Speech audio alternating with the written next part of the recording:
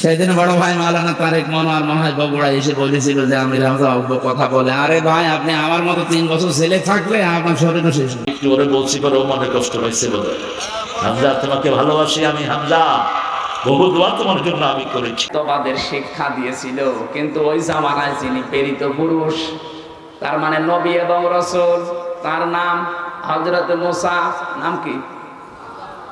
ও আল্লাহর ঘোষণা দিয়েছে, কিন্তু ওই জামানার যিনি নবী এবং রাসূল, আল্লাহ যাকে প্রেরিত পুরুষ করে পাঠিয়েছেন তাকে কিন্তু মানে নাই, ঘোষণাও দেয় নাই। ও যদি বলতো লা ইলাহা ইল্লাল্লাহ মুসা কালিমুল্লাহ, আল্লাহ ওই সময় মাফ করে দিত। কিন্তু শুধু ঘোষণা দিয়েছে আল্লাহর একাত্মবাদের, রেসালাতের ঘোষণা দেয়নি। এই জন্য আল্লাহ ওকে মাফ তো করেইনি, আল্লাহ ডাকও দিয়েছিলেন আল আন, এখন আকাদ আসাইতা ক্বাবলু ওয়া কুনতা মিনাল মুফসিদিন। এখন কেন? এর আগে তো তুমি বড় সন্ত্রাসী ছিলে, স্বৈরাচার ছিলে, ফাসাদ সৃষ্টিকারী ছিলে। হাজার হাজার লক্ষ মানুষকে তোমার কারণে আমি দুনিয়াতে শান্তি দিতে পারিনি, তুমি অশান্তির দাবানল তৈরি করে রেখেছিলে। এখন কেন? জিবরাইলকে বললেন ওর মুখের উপরে কাদা দিয়ে দে, এটা তাফসিরে ফি জিলালিল কোরআনে আছে। ফেরেশতা জিবরাইল তার মুখের উপরে যখন কাদা লাগিয়ে দিয়েছে, আল্লাহ পাক বলেন ফালিয়াউমা নুনাজ্জিকা, আজকের এই দিন থেকে আমি তোকে দায়িত্ব নিয়ে নিলাম, বেবাদানিকা, তোর এই শরীরটা, ফালিয়াউমা নুনাজ্জিকা বেবাদানিকা লিতাকুনা লিমান খালফাকা আয়া। কিয়ামত পর্যন্ত কোনো মেডিসিন লাগবে না, কোনো ঔষধ দেওয়া লাগবে না। আমি আল্লাহ নিজে তোরে শক্তি দিয়ে রাখলাম, মাছে খাবে না, পোকা মাকড়ে খাবে না, জলহস্তি খাবে না, কিয়ামত পর্যন্ত তোরে আমি শক্তি দিলাম। ওয়াইন্না কাসীরাম মিনান নাসি আন আয়াতিনা লাগাফিলুন। তোর পরবর্তী প্রজন্ম দুনিয়ায় যারা আসবে, তোকে আমি এমন ভাবে রাখবো, দুনিয়ার মানুষ তোকে দেখবে, চিন্তা করবে অনেকে, কিন্তু শিক্ষা অধিকাংশ মানুষ নেবে না। আমার মনে হয় এখনো ফেরাউনের লাশটা মিশরে আছে, আমি দেখে এসেছি, এখনো যে অবস্থায় আছে এইভাবে আছে। মানে এক একটা দাঁতের যে সাইজ, চুল এখন এক গাছা আছে। আপনি এখান থেকে আমি যেটা নেওয়ার জন্য বলছি বারবার, ও আল্লাহর একাত্মবাদের শিক্ষা দিয়েছিল, ঘোষণা দিয়েছিল, স্বীকার করেছিল, কিন্তু ওই জামানায় যিনি নবী এবং রাসূল, রেসালাতের ঘোষণাও দেয়নি, এই জন্য আল্লাহ ওর ঈমান কবুল করেনি। আজ বাংলাদেশের দিকে তাকান, বহু মানুষ এখানেও বসে আছেন, আল্লাহর বিধান আমি মানি না, আমি নামাজ পড়ি, রোজা রাখি, হজ করি, দান সাদকা করি, এগুলো বিধান কার? বলেন বলেন। কিন্তু এই জামানার যিনি প্রেরিত পুরুষ, সর্বশেষ নবী এবং রাসূল মুহাম্মাদুর, তার আদর্শের কথা বলতে গেলে, হ্যাঁ তার আদর্শে 63 বছরের 23 বছর তার নবুয়তের জিন্দেগি, 13 বছর তিনি মক্কায় মার খেয়েছিলেন, এইটা অনেকে শুনতে রাজি আছে। এমনকি 13 বছরের জীবনী শুনে অনেকে কান্নাকাটিও করে, কিন্তু বিশ্ব নবীর জীবনের আরতে 10 বছর মদিনার জীবন, তিনি রাষ্ট্রপতি ছিলেন, এই কথা বলতে গেলে কিছু মানুষ বলে রাজনীতি। আপনি আল্লাহর ঘোষণা মেনে নিচ্ছেন, কিন্তু রাসূলুল্লাহর রিসালাত আপনি মানেন না, আপনার মরণ হবে ওই ফেরাউনের মতো। আর আমার তো মনে হচ্ছে বাংলাদেশে এই প্রকার মানুষ এখন দিন দিন বেড়ে যাচ্ছে, এখানেও আছে। এখন আপনার বিবেকে যা বলে তাই করে। ফেরাউন যদি শুধু আল্লাহর হুকুম মেনে, রিসালাত না মেনে, ও জাহান্নামী হয়ে যায়। আপনিও আল্লাহর হুকুম মানছেন, কিন্তু রাসূলুল্লাহর কথা মানতে গেলে আপনার নেতা বাদ দেওয়া লাগবে, আপনার আদর্শ বাদ দেওয়া লাগবে, আপনার অনেক কিছু দুনিয়ায় ছাড় দেওয়া লাগবে। কারণ আপনার মতো 2 হাতে কামায় নবীজি করেননি। অনেকে এলাকায় দেখলাম, শুনলাম, আসার পরে নাকি টাকা ছেড়ে রাখে, আর মাসে মাসে টাকা আসে। 1000 টাকা দিয়ে রাখে, 1000 টাকায় 1200 টাকা দেয়, 200 টাকা লাভ। নাকি এখনো শুরু হয়নি? আমি আসার পরে শুনেছি। এটা একটা মায়ের সাথে জেনা করার গুনাহ। আপনি এইরকম গুনাহ করে আপনি কোনোদিন আল্লাহর মন পাবেন বলে আপনার মনে হয়? যে আপনি মায়ের সাথে জেনা করে আসলেন, এখন বলছেন আমি নামাজ পড়ছি, হবে? সুতরাং এই গণায় যারা আছেন একটু হাত তোলেন তো দেখি কারা টাকা ছেড়ে রাখেন। তাহলে এই কমিটির যে লোক এসে আমার কানে কানে বললো, এগুলো মিথ্যা কথা বললো না। তাহলে আপনারা হাত তুলছেন না, মানে আমি দেখতে চাই, দেখি হাত তোলেন। ক্যামেরা তো আমার দিকে, আপনাদের দিকে নেই। হাত তোলেন, হাত তোলেন। আলহামদুলিল্লাহ, তাহলে মনে হয় ওই লোক মিথ্যাবাদী। যদি এইরকম কাজে কেউ থাকে, না খেয়ে মারা যান ভাই, কিন্তু এইটার সাথে জড়িত হওয়া যাবে না, এটা বাদ দেওয়া লাগবে, এক্ষুনি বাদ দেওয়া লাগবে। কারা কারা বাদ দেবেন হাত তোলেন তো। এই যে বললাম না, আছে কয়েক, জানি কিছু মানুষ এখানে, ও তো একেবারে মিথ্যা কথা বলবে না। ঠিক আছে ভাই, আপনি ছেড়ে দেবেন। এখানে কয়েকজন মানুষ, তাই আপনার লজ্জা করে? কিয়ামতে কোটি কোটি মানুষ থাকবে, আপনার এই কপালে লেখা থাকবে সুদখোর। এই জায়গায় লিখে দেবে আল্লাহ সুদখোর। মানে লজ্জা তো ওই সময় আরো বেশি পাওয়া লাগবে, এই জন্য এখনই পাল্টানো দরকার। আপনার এই সুদের টাকা বাম হাতের ইনকাম দিয়ে যা করছেন, এইগুলো ভোগ করার জন্য আপনার মেয়ে, আপনার ছেলে, আপনার বউ দুই পায়ে খাড়া আছে। আপনি যা ইনকাম করবেন ওরা ভোগ করবে। এর দ্বারা যে মায়ের সাথে জেনা করার গুনাহ হয়ে গেল, এই গুনাহ আপনার বউ নেবে? জিজ্ঞাসা করেন, জীবনেও নেবেন। তা আপনি কার জন্য কি করলেন? এখনই যদি চোখ বন্ধ হয়ে যায়, তাম দুনিয়া এসে আপনাকে জীবিত করতে পারবে না। এই জন্য আমরা যেন এরকম পাগলামি না করি, এ পাগলামি বাদ দেবো তো ইনশাল্লাহ। অত পাগল আমরা আর হব না। কার জন্য আমি পাগল হব? যার জন্য হব সেই তো আমার না। আপনি মরে যান, আপনার যত সুন্দরী বউ হোক, যত ভালোবাসার বউ হোক, এক রাত আপনাকে যদি পাহারা দিয়েছে, আমি কি বলিস, ও বলবো আমার ভয় লাগবে, রাতে জিন আসতে পারে, তাড়াতাড়ি আপনি মাটি দিয়ে দেন, না অন্য ঘরে রাখেন। অথচ ওর জন্য আপনি সুদের টাকা ছড়িয়ে রেখেছেন, ও যেন আরামে ডিশ অ্যান্টিনা দেখতে পারে। ধরে বলেন সুবহানাল্লাহ। আশা করছে পাগলামি আমরা কেউ যেন না করি, কারো জন্য কারো কিছু করি। আমার নিজের জন্য আমি যা করছি, এটা আমার সাথে যাবে। দিনাজপুরবাসী, কোরআনে কারীম থেকে আমরা এবার তেলাওয়াতে যাচ্ছি। আজকের আলোচনার বিষয়টা একটা গুরুত্বপূর্ণ বিষয়, কারণে বাংলাদেশ, ভারত আর পাকিস্তানে এই বিষয়টা নিয়ে ভেজাল আছে, একটা ঝামেলা চলছে। আমার আলোচনার বিষয় ওসিলা, কি বললাম, এটা যেন আমরা ক্লিয়ার করে যেতে পারি, পরিষ্কার করে ধারণা নিয়ে বাড়ি যেতে পারি, আসলে ওসিলা কি আর কি কি জায়গায় ভণ্ডরা লাগাচ্ছে। সূরা মায়েদা 35 নম্বর আয়াত পড়েছি। আমরা আগে তাফসীর করার যে নিয়মগুলো আছে সামনে নিয়ে আসি। প্রথমে তাফসীর করতে হলে সূরার নামকরণ জানা লাগে। নাম হচ্ছে মায়েদা। নাম কি? মায়েদা মানে দস্তরখানা। মায়েদা মানে দস্তরখানা, যার গুরুত্ব আমাদের কাছে অনেকেরই নেই, অথচ এই নামে আল্লাহ বিশাল একটা সূরা নাজিল করলেন। এমন এমন বিধান আল্লাহ সূরা মায়েদার ভেতরে দিয়েছেন।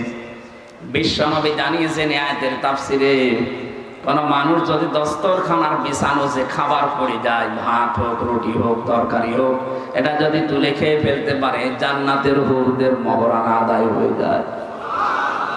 দিনাজপুরবাসী কি বুঝলেন এই হাদিস থেকে?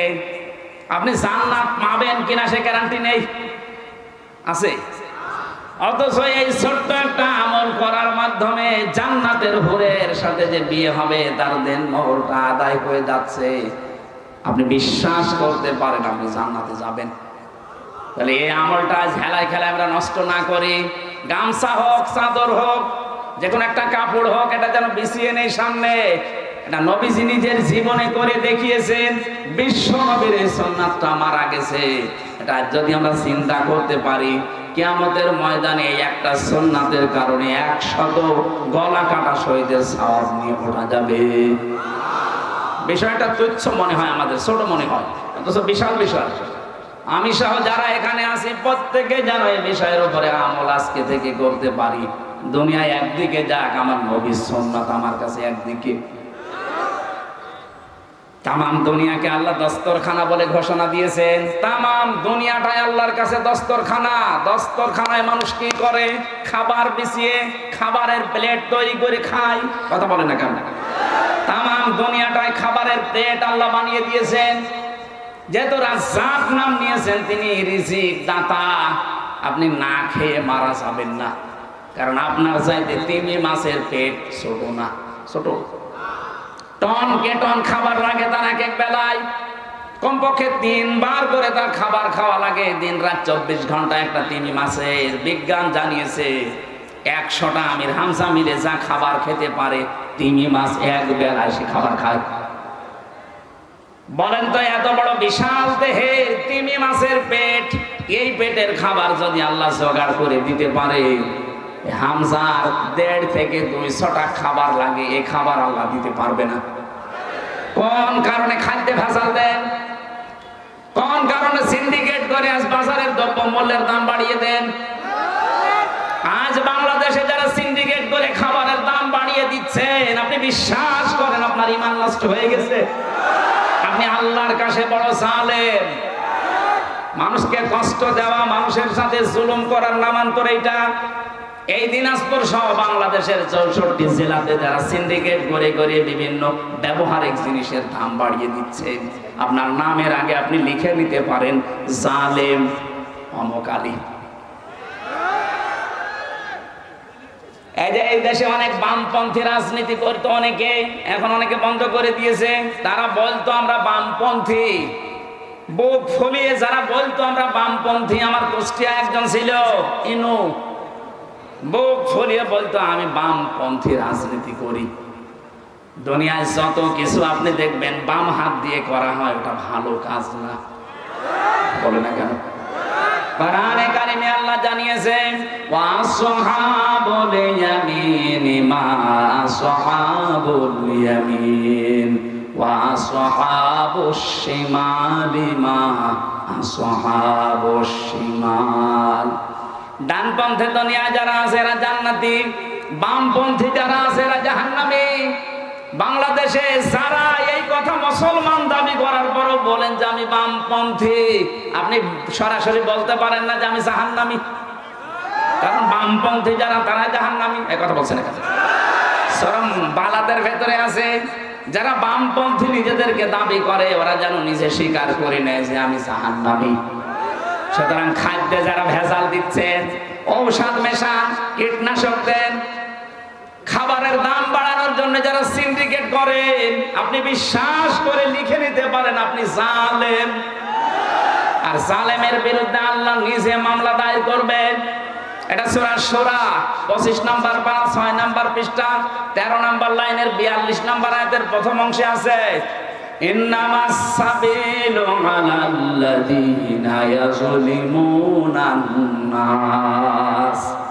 অবশ্যই আমি আল্লাহ মামলা দায়ের করব এই পৃথিবীর ওই মানুষটার বিরুদ্ধে যারা মানুষ হয়ে মানুষের উপরে জুলুম করেছে।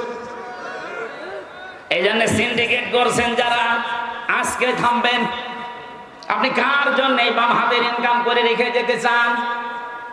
রিস্কের দায়িত্ব আমার আল্লাহর। হ্যাঁ, সিন্ডিকেট করে মানুষকে কষ্ট দেওয়া যাবে, কিছু মুনাফা বেশি পাওয়া যাবে। রিস্কের দায়িত্ব যেহেতু আল্লাহর, কাউকে আল্লাহ না খাওয়িয়ে মারবে না। কিন্তু মাঝখান থেকে আপনি জালেম হয়ে গেলেন। কথা বলেন না কেন? দেশটাকে আজ অস্থিতিশীল করার জন্য অনেকে চেষ্টা চালাচ্ছে। যারা পালিয়ে গেছে ওরা কিন্তু বসে নেই, ওরা বিভিন্ন সোর্সে এই কাজগুলো করাচ্ছে এই ব্যবসায়ীদেরকে দিয়ে। জনগণ কিন্তু ধরে ফেলেছে অলরেডি। এখনো যারা সিন্ডিকেটের মাধ্যমে এই মানুষকে কষ্ট দিয়ে দ্রব্যমূল্যের দাম বাড়িয়ে দিচ্ছেন, এদেরকে জনগণ যদি পায় রাস্তায় জোতা পিটা করা দরকার। জালেমদের বিচার যেহেতু আল্লাহ করবে, উনি নিজেই মামলার বাদী, নিজেই বিচার করবে। ভয়ঙ্কর অবস্থা হবে আপনার। আশা করছে এটা ছেড়ে দেবেন। মায়েদা দিয়ে আল্লাহ আমাদেরকে এই বোঝটা দিতে চেয়েছেন। তামাম দুনিয়া দস্তরখানা খাবারের প্লেট, তোর অসুবিধা নেই, তোকে দুনিয়ায় পাঠানোর 50,000 বছর আগে আমি লিখে দিয়েছি তুই কোথায় কি খাবে, কোথায় সে মরবি। সুতরাং যেটার গ্যারান্টি আমার আল্লাহর হাতে দিয়েছে ওইটা নিয়ে আমাদের চিন্তা বেশি। অথচ যেটার গ্যারান্টি আল্লাহ দেয়নি, যে মরণের পরে তোর সাথে কি আচরণ করবো এটা কিন্তু আমি জানি না। জানি তোর আমল দেখে আমি করব, সেটার বেলায় আমাদের খবর নেই। সেই কথাগুলো আজকে আল্লাহ আমাদেরকে জানাবেন। রব্বুল আলামিন বলেন, ইয়া আইয়ুহাল্লাযীনা আমানু, ও হে যারা ঈমানের দাবি করো, তাদেরকে বলছে বাংলাদেশে আমরা অনেকেই মনে করি মুসলমানি দিলেই মনে হয় ও মুসলমান হয়ে গেল। কি আরে ভাই, এখন অনেক হিন্দু পর্যন্ত রোগ থেকে বাঁচার জন্য আঁকা কেটে ফেলছে। হ্যাঁ, আমি যে জেলখানায় ছিলাম গাজীপুরের কাশিমপুরের কারাগারে হাই সিকিউরিটিতে, ওখানে যাওয়ার পরে এক সেলার পেয়েছিলাম হিন্দু। কারারক্ষীরা আমারে বলতো, হুজুরে হিন্দু হলে কি হবে? এ মনে হয় হাফ হাতা, ফুল হাতা না। হিন্দুদের ফুল হাতা না, হিন্দুদের হাফ হাতা না ফুল হাতা? কারারক্ষী যেটাই আমার দায়িত্বে আসতো আমার বলতো, আমাদের এই জেলার কিন্তু ফুল হাতা, কিন্তু আমার যেভাবে গরুর গোশত খাই চুরি করি আমার মনে হয় ও হাফ হাতা। ফুল হাতা মানে তো গরুর গোশত খাওয়ার কথা না। যেহেতু শিক্ষিত মানুষ তো অনেক, হিন্দু যারা শিক্ষিত, বিজ্ঞান যারা পড়ে, তারা দেখছে মুসলমানি না দিলে অনেকগুলো রোগ লজ্জাস্থানে জমা হয়। এই হিসাবে বলে ওরা কেটে ফেলছে। আমি যেটা বোঝাতে চাচ্ছিলাম, শুধুমাত্র গরুর গোশত খেলে, শুধু আগা কেটে দিলে আমরা মুসলমান হব, বিষয়টা এমন না। এমনকি এই মুসলমানি এই শব্দটা নিয়ে আজ অনেকে ব্যবসা আরম্ভ করেছে। এই যে এত বড় ছেলে মুসলমানি দেয় না, কি গো, ছেলের বয়স 22 বছর, মুসলমানি দেন না। দেব কি করি, আমারও টাকা নেই, ওরও টাকা নেই। একটা ছেলে মুসলমানি দিতে কয় টাকা লাগে? 500 টাকা দিলে গোড়া থেকে কিন্তু বাদ দিয়ে দেবে। 200 টাকা দিলে আঁকা কিনে দেয়, 500 টাকা লাগে। অথচ এই ছেলের মুসলমানি দিতে 50,000 টাকা খরচ। কেন? অনুষ্ঠান করবে, শেষে ব্যারাক থেকে, এনজিও থেকে, ব্যাংক থেকে লোন নেয়। 50,000 টাকা লোন নিয়ে 2 দিন মাইকিং করছে একাধারে। আমার 20 বছরের তাগড়া ছেলে মুসলমানি। লোকজন আসতেছে খাবার খাওয়ার জন্য, আর হাদিয়া দেয়। শেষে দেখা গেল খরচ করতে বাদ দিয়ে প্রায় 1 লাখ টাকা লাভ। 4 দোকানে বসে গপে হাসতেছে, কি গো চাচা এত খুশি? বলছে, বাবাজি আমি জানতাম না যে মুসলমানি দেওয়া এত লাভ, মনে হচ্ছে আমি আর একবার দিই। কি ব্যবসা পেয়েছি, এটার নাম কি মুসলমানি? আমার মনে হয় ছোটবেলা থেকেই কেটে দেওয়া দরকার। সাদা বড় হয়ে মাইকিং করে 20 বছরের তাগড়া ছেলে মুসলমানি দেওয়ার দরকার নেই। আল্লাহ যেহেতু ইমানদারকে ডাক দিয়েছেন, ইমান কিন্তু পাওয়া জিনিস না, ইমান আনা জিনিস। পুরা কোরআনে 89 জায়গায় আয়াত আছে, ইয়া আইয়ুহাল্লাযীনা আমানু। আল্লাহ বলেন, ও হে যারা ঈমান এনেছো না ঈমান পেয়েছো। আমরা যারা এখানে বসে আছি একটাও ঈমান আনি না, আমরা ঈমান পেয়েছি। আমাদের মা বাবা, আমাদের বাপ দাদা, পূর্বপুরুষরা মুসলমান ছিল, ওই ঘরে এসেছি, এই কারণে আমরা ঈমান। কিন্তু সাহাবায়ে কেরাম ঈমান পেয়েছেন না, ওনারা ঈমান এনেছিলেন। এটা যদি সত্যি ওনাদের মতো কষ্ট করে আমরা আনতে পারতাম, এর কদর আমাদের কাছে থাকতো। কথা বলেন ঠিক কিনা? যেহেতু আমরা আনি নাই, ফিরি ফিরি পেয়ে গেছি, এই কারণের কদর আমাদের কাছে নেই। আর যাদের কাছে আছে, ওই মানুষগুলোকে আপনি বোম মেরেও ঈমানের পথ থেকে সরাতে পারবেন না। আল্লাহ ঈমানদারকে ডাক দিয়ে 2টা বিষয় এখানে জানিয়েছেন। ইত্তাকুল্লাহ, আমি আল্লাহকে ভয় করার নীতি নাও। কি ভয়? এই যে তাকওয়া শব্দটা আমরা জন্মের পর থেকে শুনি, তাকওয়াটা কি? তাকওয়া একটা পাথেয়। নবীজিকে এক সাহাবী এসে বললেন, হে নবী, আমি সফরে যাচ্ছি, আমার পাথেয় আপনি বলে দেন কি কি নিয়ে যেতে পারি।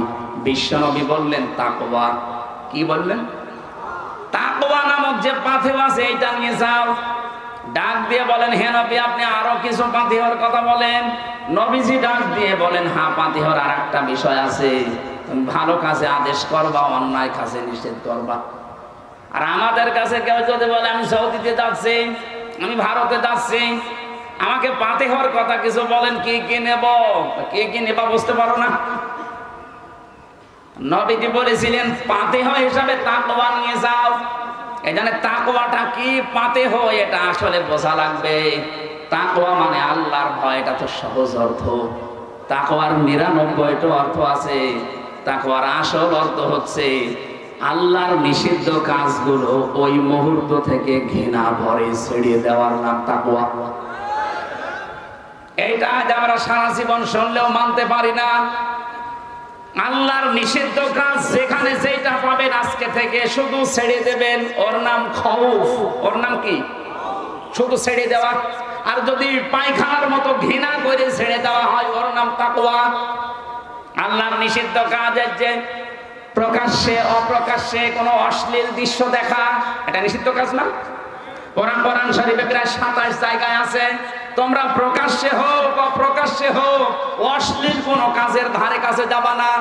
সুতরাং আজ ইন্টারনেটের মাধ্যমে, এই মোবাইলের মাধ্যমে, ফ্যাক্সের মাধ্যমে, কম্পিউটারের মাধ্যমে, আকাশ সংস্কৃতির মাধ্যমে পিন আপ করা পত্রিকা দিয়ে যারা এমন ওলট পালট কাজে আছেন যেটা নিজে নিজে দেখলে ভালো লাগে আর অন্য কেউ দেখলে লজ্জা লাগে, এরকম দৃশ্য নেই?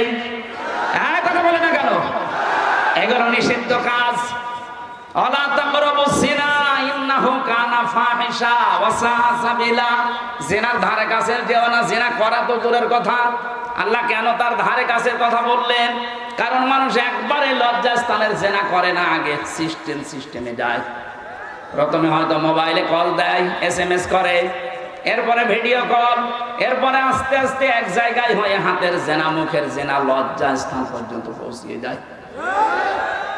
সুতরাং যেগুলোর দ্বারা জেনা তৈরি হয়, এই উলট পালট সিনেমা দেখে, উলট পালট দৃশ্যগুলো দেখে মানুষকে শারীরিকভাবে দুর্বল করে যারা ফেলতে চায়, আমরা জানি এগুলো নিষিদ্ধ। সুতরাং এই মুহূর্তে শুধু ছেড়ে দেব না, ঘৃণা করে ছেড়ে দেব। মোবাইলে এরকম দৃশ্য যাদের আছে যেটা নিজে দেখলে আনন্দ লাগে, ভালো লাগে, আর অন্য কেউ দেখলে লজ্জা লাগে, এরকম দৃশ্য নেই? যার মোবাইল আছে এই মুহূর্তে এখনই ডিলিট করা লাগবে, এক্ষুনি। ওয়াজ এখন থেকে আরম্ভ হবে আমল করা। আমার এই মোবাইলটায় 250টা লেকচার আছে আমার স্যারের। আমি আন্তর্জাতিক বিশ্বে যারা আলোচনা করে তাই আছে ডক্টর নোমান আলী খান, ডক্টর আহমেদ মোসা জিব্রাইল, এদের লেকচারগুলো এখানে সাজানো আছে। তাছাড়া আর আমার ছোট মেয়েটার ছবি আছে, তাছাড়া আর কিছু নেই। আপনার মোবাইলে যদি এরকম কিছু থাকে যেটা নিচে দেখলে ভালো লাগছে, অন্য দেখলে লজ্জা পাবেন, এই মুহূর্তে ওইটা নিষিদ্ধ, ডিলিট করা লাগবে। কারা কারা করবেন আমি আজকে হাত দেখতে চাই। তবে দেখি আপনার মোবাইলটা। এই লক খুলে দিন। হ্যাঁ, দেখো তো কি আছে এখানে। আজকে ওয়াজ আমল ভিডিও ফাংশনে দেখো, যদি কিছু থাকে এক্ষুনি ডিলিট করে দিন। আলহামদুলিল্লাহ, আমরা আল্লাহর ওলি খোঁজার জন্য চরমনায় যাই, আল্লাহর ওলির জন্য চট্টগ্রামে যাই, সিলেটে যাই, এরকম বুকে সব সাহস নাকি আগেই ডিলিট করে দিয়েছে। ঠিক আছে, এটা একটা আল্লাহর জিন্দা ওলি। আপনি ওলি খোঁজার জন্য চলে যাচ্ছেন, যার চরিত্র নেই, তার কিচ্ছু নেই। হ্যাঁ, কথা বলে না কেন? আজকে ভিডিও সহ 10 জন মানুষকে দেখা যাচ্ছে, যে মানুষগুলোকে আমাদের মাথার উপরে রেখেছিলাম মন্ত্রীর দায়িত্ব দিয়ে। এদের চরিত্র যে এত নিচে নামতে পারে, কুকুরও অত নিচে নামে না। আপনি মানুষ, ঘৃণা লাগছে এখন আপনার নাম পর্যন্ত শুনতে। আর ওরাই আমার রিমান্ডে আল্লামা সাইদি এবং যুবতী মেহেরের কণ্ঠ এডিটিং করে শুনিয়ে আমারে বলতো, দেখ আপনার মাওলানা কি অবস্থা দেখ। অথচ ওদের চরিত্র আল্লাহ সব আজ ফাঁস করে দিচ্ছে। ওদের চরিত্র তো এত নিচে নিচে নেমেছে যে হাউন আঙ্কেল না, কয় ইঞ্চি?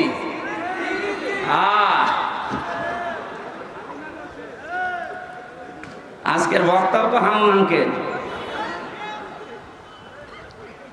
আমার সাথে ওই ছোট হুজুরটা ছিল, আমারে বলছে, হামজা ভাই, আমার সাথে প্রায় 2 মাস এক ঘরে ছিল ওই পিসকে হুজুরটা মাদানি। আচ্ছা হুজুর ভাই, আমারে নিয়ে গেল রাত 12:30টার সময় এই হাতির ছিলে 2 দিকে রাস্তা ব্লক করে দিয়ে আমার শরীরে পোড়াটা উলঙ্গ করেছে। একেবারে এক চুলো কাপড় আমার শরীরে নেই, যদিও আমি খাটো, কিন্তু আমার বয়স তো আছে 27 বছর। ওই সময় ওর এখন 30 বছর। আমার বয়স 27। আপনি ভাবেন তো, আমার পোড়া উলঙ্গ করেছে।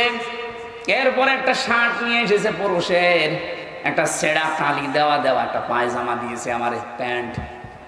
এরপরে একটা সিগারেট ধরে আমার হাতে দিয়েছে, কারণ চারিদিকে অস্ত্র, বাধ্য হয়ে নেওয়া লাগছে।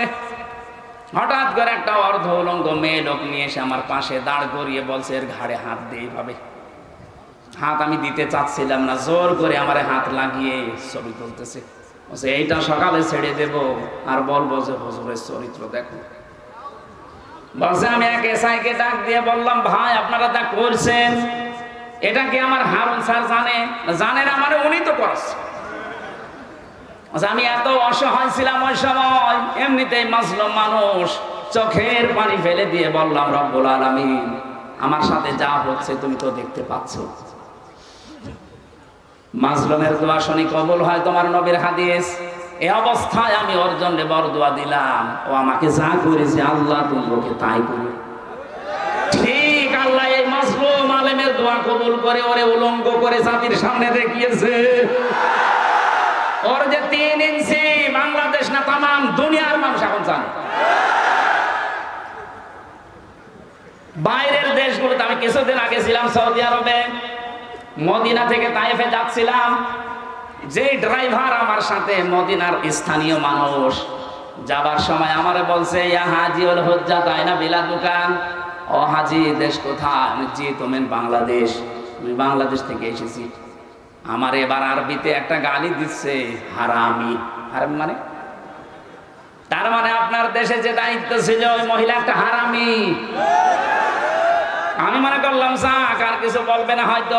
একটু পরে দেখছি আমারে বলছে, আরবিতে বলছে 3 ইঞ্চি। 3 ইঞ্চি মানে হারুন আঙ্কেল। ওরা ওরে চেনে না, কিন্তু 3 ইঞ্চি ওই লোকটাও জানে। সারা দুনিয়ায় মেয়েদের এখন জিকির হচ্ছে 3 ইঞ্চি 3 ইঞ্চি। ও রাস্তায় এখন বের হতে পারবে? লুকিয়ে আছে, বের তো হবে। আমার মনে হয় ওর অপরাধ যায়। এ দেশের জনগণ যদি ওরে একটু চিনতে পারে যে এটা হারুন আঙ্কেল, পরে আঙ্কেল বানিয়ে ফেলবে। আজকে থেকে এখন থেকে এই ওয়াজটা আমল করা লাগবে। আমি সহ যারা আছি প্রত্যেকে নিষিদ্ধ কাজ শুধু ছেড়ে দেব না। শুধু ছেড়ে দেওয়ার নাম খৌফ, শুধু ছেড়ে দেওয়ার নাম কি? আর ঘৃণা করে ছেড়ে দেওয়ার নাম হচ্ছে তাকওয়া। আল্লাহ আমাদেরকে খৌফ দিয়েছেন না তাকওয়া? বলেন বলেন। এই মুহূর্ত থেকে আমলটা শুরু করেন, দেখবেন একটা অজানা শান্তি আপনি পাবেন।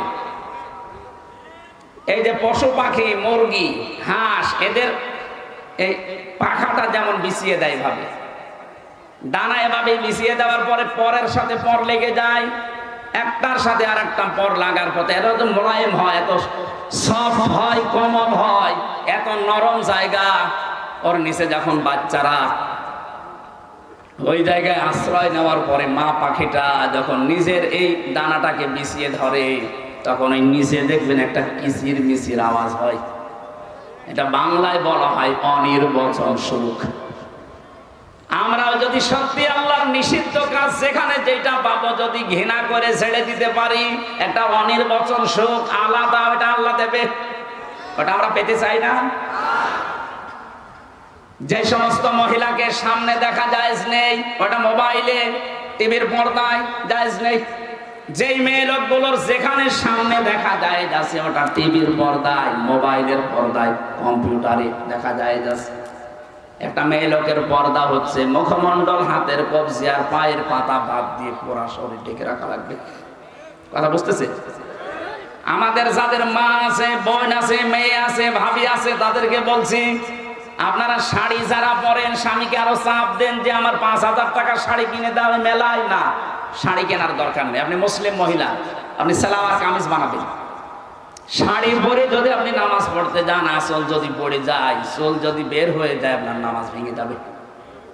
এই জন্য মেয়েদের সর্বোত্তম পোশাক হচ্ছে সালোয়ার কামিজ। হাত পর্যন্ত হাতা বানাবেন ঢিলা ঢালা, যেন কাজ করার সময় বসিয়ে রাখা যায়। পা পর্যন্ত লম্বা বানাবেন। নিচে ছায়া পায়জামা থাকবে, ব্লাউজ থাকবে, উপরে একটা ওড়না দিয়ে, মাথাটা দিয়ে, পুরা মুখটা বাদ দিয়ে পুরা ঢেকে রাখবেন। হঠাৎ করে যদি কারো সামনে পড়েও যান, পর্দার মতো ফরজ বিধান আপনার জীবনে লঙ্ঘন হবে না। আমার মনে হয় 2000 5000 টাকা দিয়ে শাড়ি না কিনে এই 350 400 টাকা দিয়ে সালোয়ার কামিজ বানাবেন, পর্দাও আদায় হবে, আর আমরাও বেঁচে যাব। মানবে এটা? বলবে ওয়াজ রাখেন, আগে শাড়ি নিয়ে আসেন। সম্মানিত মা বোনেরা, হাজারো স্বামী এখানে বসে আছে, সব স্বামীর পক্ষ থেকে বলছি এটা কিন্তু জুলুম হয়ে যাচ্ছে। আপনি 5000 টাকা দিয়ে শাড়ি না কিনে 10টা সালোয়ার কামিজ হবে 3 বছর